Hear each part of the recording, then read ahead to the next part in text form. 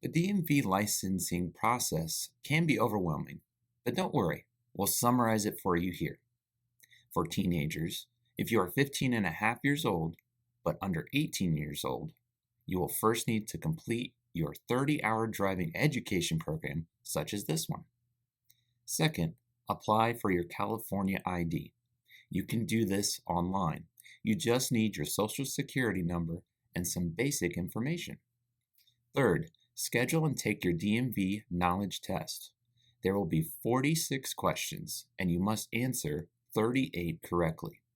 This driver's education program will prepare you for the knowledge test, along with studying with DMV's driver's handbook. Upon passing, you will be issued an instruction permit, also known as the learner's permit. Fourth, with the instruction permit, you can now start driving. But with supervision, of course. With your permit, you will need to train with a behind-the-wheel driving course for 6 hours and drive 50 hours with a California licensed driver over the age of 25.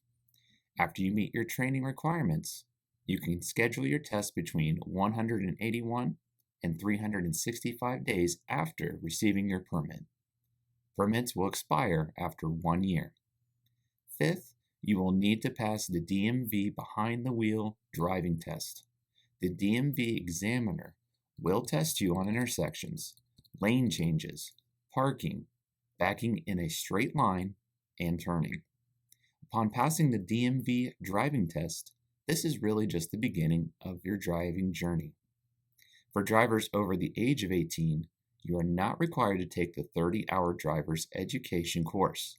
You do not have to wait 6 months after receiving your permit to take your behind-the-wheel test, and you are not required to take behind-the-wheel training.